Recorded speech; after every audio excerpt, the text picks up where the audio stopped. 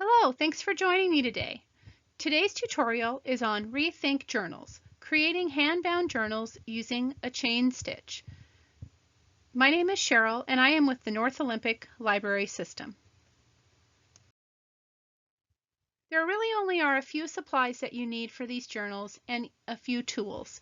Supplies include coverboard, paper for signatures, some cardstock, wax linen thread, and the tools needed include scissors and paper trimmer, a glue stick, a ruler, a pencil, a large sharp needle for bookbinding, and if your needle is not sharp, you can also use an awl and a small hammer. We encourage the use of reclaimed materials. Hi and welcome. Today we're making Rethink journals and we're going to be creating these little books with 3 paper signatures, and we're going to be using a chain stitch to bind the book on the edge. So first, you want to make sure you have all the materials that you need.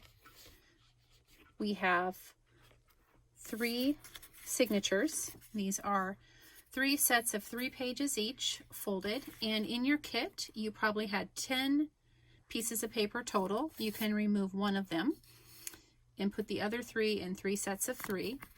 You'll have cover paper, which is this gift wrap that we have here, and there should be 2 pieces of that, as well as some cardstock, and those are a variety of different prints.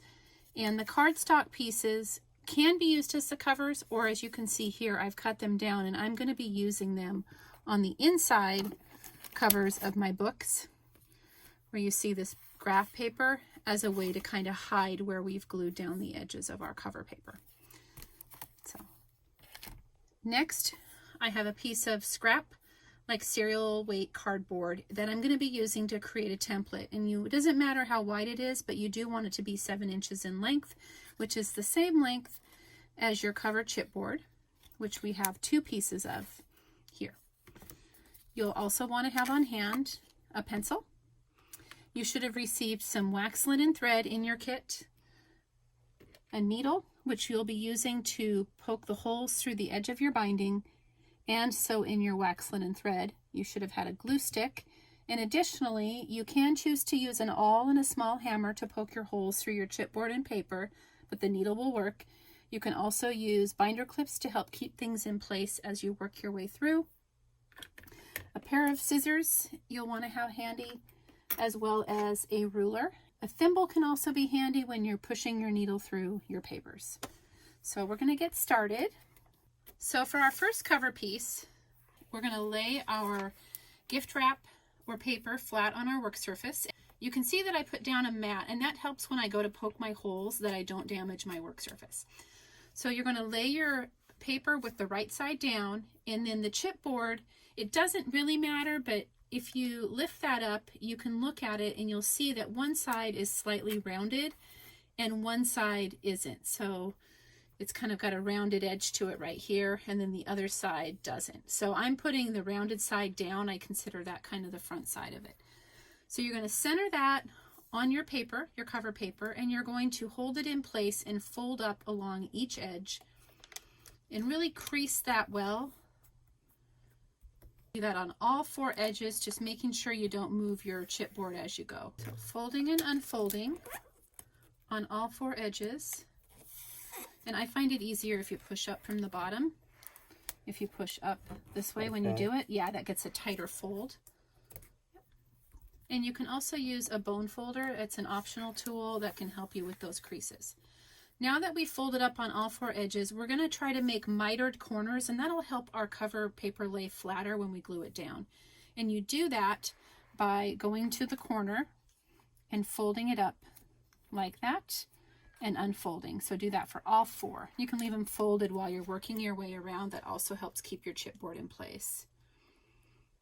Once you've folded all 4 of those, you can unfold it, and you're going to take your scissors and you're going to snip off each mitered corner. And it can be easier to lift your chipboard off while you do it and lift your paper up in the air.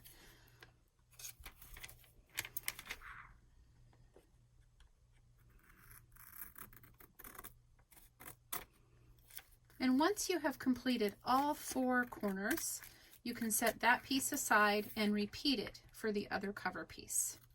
When cutting soft paper like that, if you go further in on your blade, it helps get a sharper cut. Our tip of our scissors tend to get dull a little faster than the inside part. So next we are going to glue our chipboard down onto our cover paper. It's a good idea to put a piece of scrap paper down. In our case, if you were using your extra piece of paper for the inside cover of your book, you wouldn't want to use this, but we're actually using our printed paper for that. So we're going to set this down here just to help keep glue off of our work surface. So if you can go ahead and lift your chipboard off and take your glue stick. And this is something where you can use a good craft glue as well. And if you're going to apply craft glue, you want to start from the center and kind of work in outward motions. So you want to really thoroughly cover your whole paper. Yeah. So just kind of make your way around like a clock. And the goal here is to cover that paper as thoroughly as possible, moving all the way up to the edges. And you can go around it twice just to make sure you've covered it.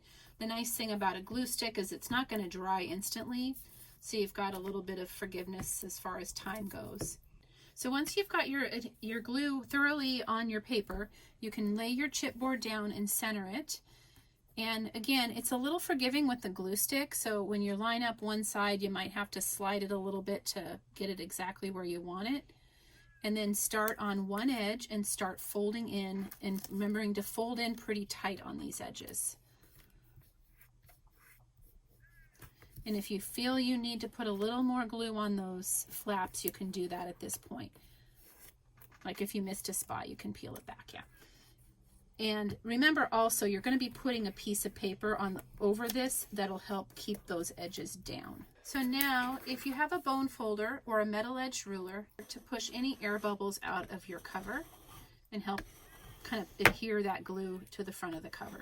You can also use it on the inside on the flaps, but I usually recommend that you do the cover side of it first.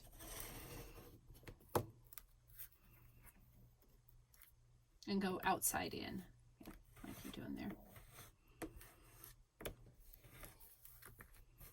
So when selecting a glue stick or an adhesive, you do want to use archival quality products. Most glue sticks are acid-free. Now you can put your inside cover, so determine your top to your bottom on there, looking at your image, what's the up and what's the down. And then on the inside, you can apply adhesive directly to your chipboard on the inside or apply it to the back of your cover paper. And again, using that scratch piece of paper to apply your glue to get all the way up to the edges. Okay, so now that we put adhesive on the inside cover piece, we're going to lay it and center it. And remember, with the glue stick, you've got a little bit of room to relift it and reposition if you don't get it quite exactly the where you wanted it. And I usually look to the top, bottom, side to side and get even spacing. And then if you put your hand down and start in the center and work your way out, you can use your bone folder to apply it. And so if you work from the center out, you're helping to push out any air bubbles and have it lay flat. And if you find that you missed a little adhesive on an edge, you can peel it up and apply a little bit more. And now you can set that cover piece aside and repeat it with your other cover. Our next step is to prepare our covers and our signatures. And signatures are a set of stacked paper that we insert inside of our book. And if you fold your signatures at the same time, your edges are more likely to meet up. If you're concerned about these being perfectly flush with each other, you can see how one sticks out a little bit. You can use a paper trimmer at this time to trim that down. So we have 3 signatures. We have 2 cover pieces. We're going to take our little piece of scrap paper or scrap cardboard and our ruler and our pencil. We're going to mark our cardboard in 3 places. And this is a 7-inch piece of cardboard. And you're going to mark the cardboard 1/4 inch in from each end. And then at the 3.5 inch mark on your ruler. My hands are sticky. And the good news is, when you're making a guide like this, if you don't have it exactly right, as long as you use the guide on every piece, you're going to be okay. You can now take your ruler and you're going to measure in 1/4 inch from the edge where you marked and make a dot. And those are going to be where you're going to be cutting the holes on the cover pieces. So right at the 1/4. Why did you do it that way? Just make a little circle there. And then I also draw a line all the way out to the edge from the circle. Next, we're going to poke holes in our cover pieces. So if you want to just take your 2 cover pieces, you can set your signatures aside for the moment and sandwich them together, which one's your front and which one's your back. So make a decision, like if your paper and patterns are a little different, what would you rather have be the front and the back? The main thing to remember, you don't have to poke holes through these at the same time, but you want to make sure that you have your back piece facing right side down and your front piece facing right side up when you poke the holes. So next you're going to take one of your cover pieces, it doesn't matter which one, and you're going to lay your template on the edge. So binder clips to just keep your template in place. If you're using your needle, you're going to go right to that spot and you're going to kind of twist and push that through. So you can put a thimble on your finger to help push down, but on your first hole, just kind of poke the needle a little bit through there. If all you're working with is your needle, just kind of slowly wiggle your way through. You may just have to put something over your finger like a thimble. And the binder clips can feel like they're in the way a little bit because they raise things up. You actually want to work your needle all the way through the cover. You want to be able to push it all the way through, so you can hammer that a little bit more or use your thimble to push it through. And the reason we want to do this is when we go to stitch our binding, the needle has to pass all the way through the holes. And now you're going to turn it over and you're going to repeat for the other 2 holes. And if you have an awl, you're welcome to use that as well, but the needle and hammer technique works as well. So those are done. You can remove your binder clips and remove your template and set the cover pieces aside. Now we're going to poke the holes into our signature. So you can set your cover aside. For these, what you're going to do is go ahead and clip them together with the template on the edges again. So we're going to clip these together with the template and just make sure your edges are all flush and even. And by doing all of them at the same time, we're going to be marking them. We're not actually going to be poking holes with the clip on it. We're just going to be marking them with the pencil. And again, the clips are not required, they're just helpful. And just make sure your signatures are all lined up, and then you're going to take your pencil and you're going to mark where the line is on your template and just draw a little line straight down on the edge of all 3 signatures. Because these are folded pieces of paper, after we mark them, we're going to open them out and then we're going to poke holes through the center of the pages. And we use a pencil because that way, if there are any pencil markings that you can still see once you've done your binding, you can always erase them. So you can unclip that, and we're going to work with one signature at a time now. Open it out and lay it's like a mountain, so you're going to lay it where your fold is poking up. Make sure they're even, and you can flatten it out. The crease isn't going to go away. And just make sure your papers are all even on the edges. And once you've matched up your edges, you hold your paper in place. And I suggest starting and making sure you poke through all 3 while you're holding it in place. And then do the other 2. And then when you're all done and you've got a small hole through all of them,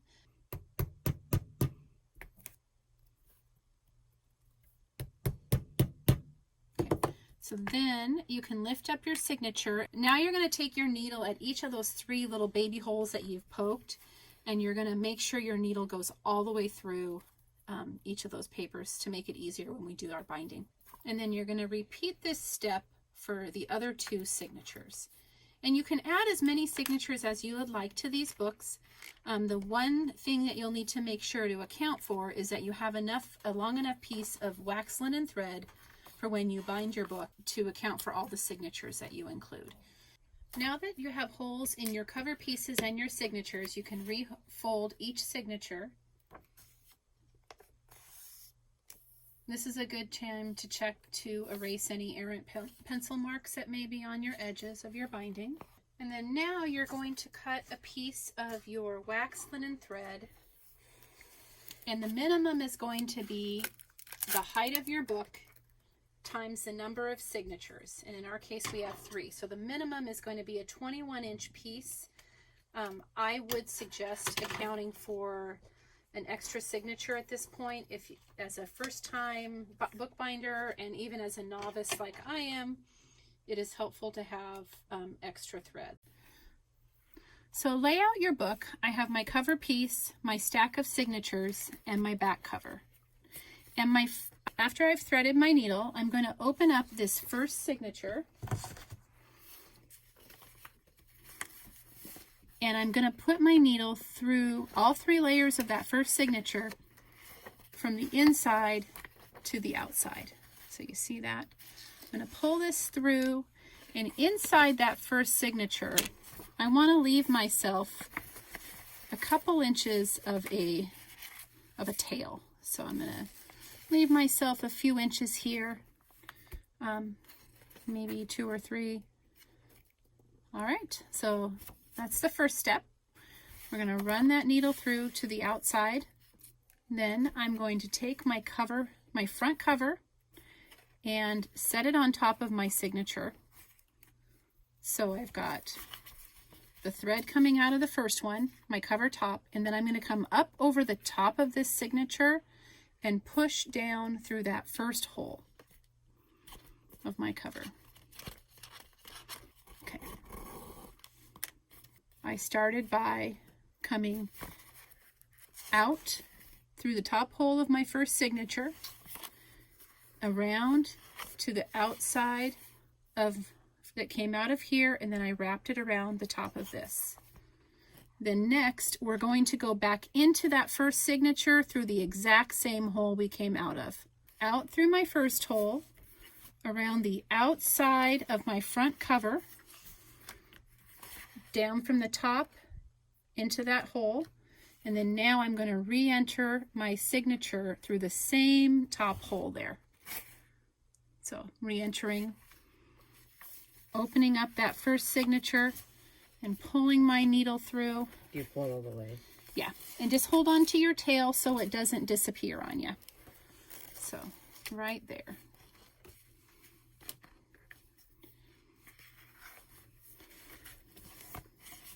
So I pulled that.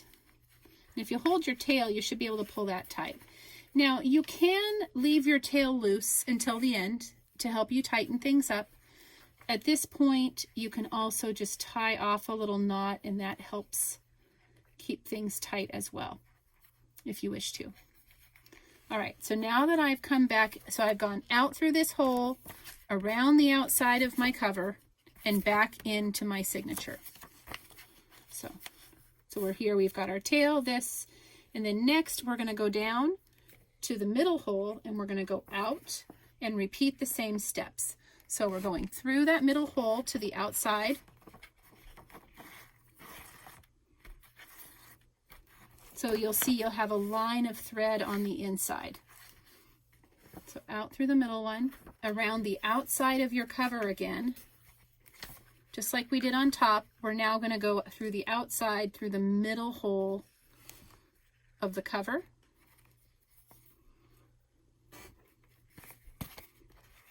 And then you're going to go back inside the signature again through the middle hole this time. So we've gone out, around the outside, and back into the middle. So now I'm going to push that needle back in through the hole of the middle signature. So you can see now that I'm pushing that needle back through into my signature in the middle one. So there's number 2. And then now we're going to go and we're going to repeat almost all of the same steps with the third one. But the thing that we're going to do different is we're going to go out through this hole around the cover, but instead of coming back into the first signature, we're actually going to move into the second signature. So go out through the bottom hole,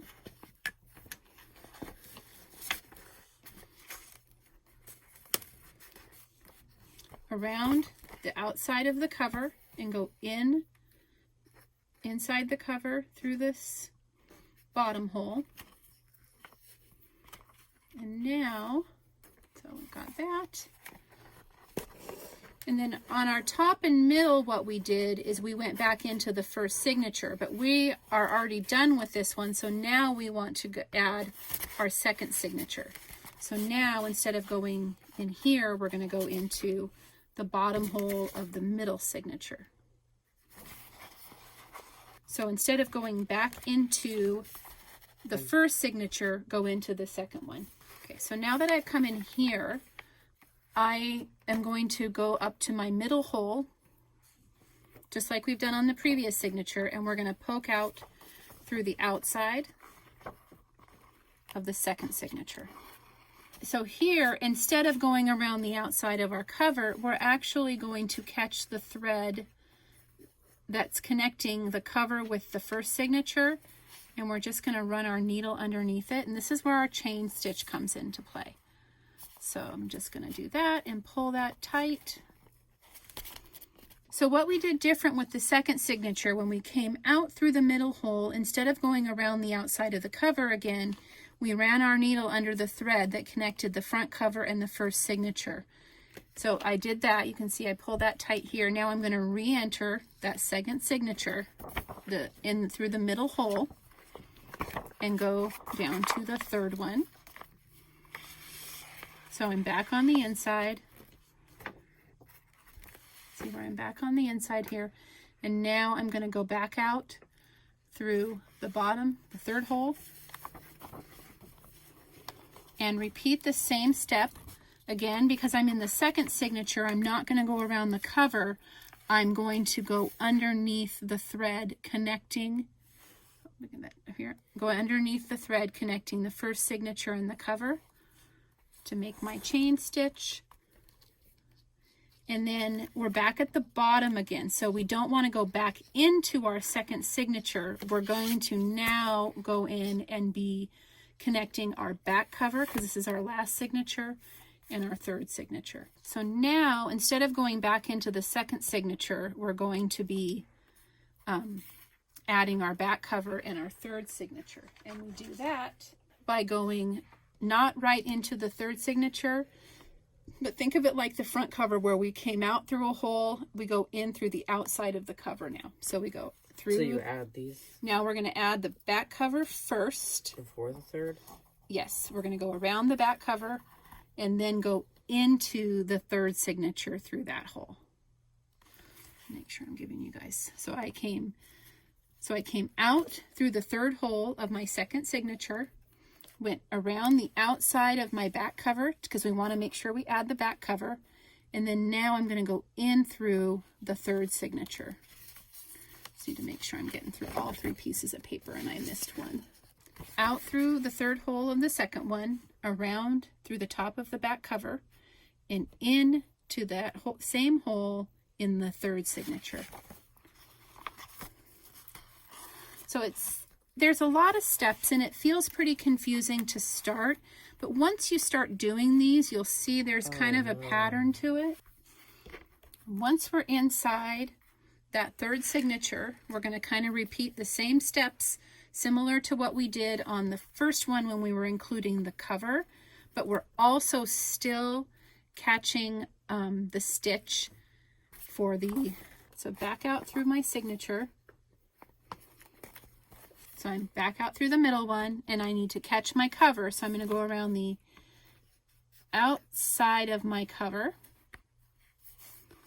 Now the thing that's a little different from the first one with the cover is I want to make sure that I catch my second signature or it'll be kind of floppy. So let me see if I can explain that well. So we came around the outside here. We came out through the middle, around the outside, but now before I go back into that middle hole, I'm going to catch that middle one and pull that binding a little tight. So do you see what I did? I came out through the middle hole of the third signature, around the outside of the cover, but before re-entering that middle hole, I ran my needle underneath the thread catching the previous signature.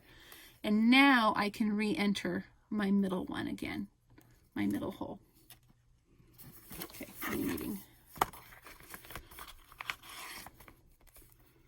So we came out through the middle hole of that third signature, and now we're going to go back out. We're almost to the end here. Going to go back out through the bottom hole. And just keep an eye, you're probably getting close to the end of your thread. So once we go out through the third hole, and I'm going to go back around the outside of my cover through my last hole on the bottom of my cover.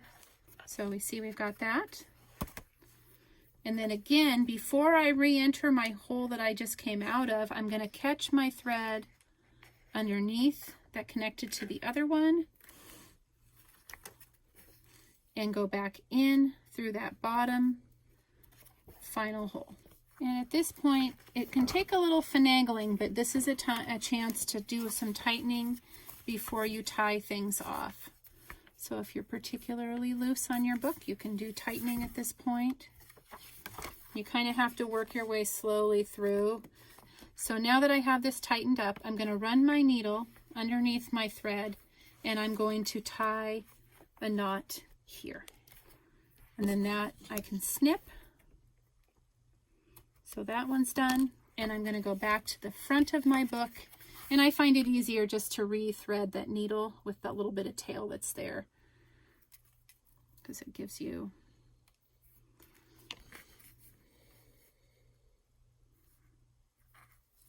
and then your book is complete. So I'm going to just run that, especially if this tail is kind of short. I'll do that.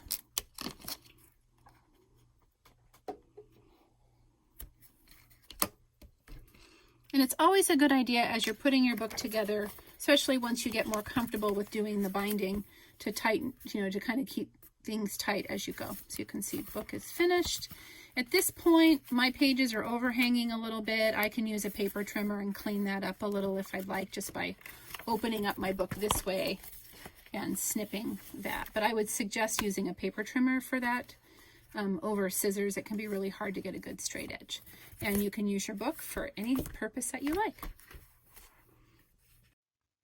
Thank you for joining us today. We hope you had fun making your Rethink journal. You can share your project with us at dearlibrary@nols.org, and questions can also be sent to me at cmartin@nols.org. Hope to see you next time.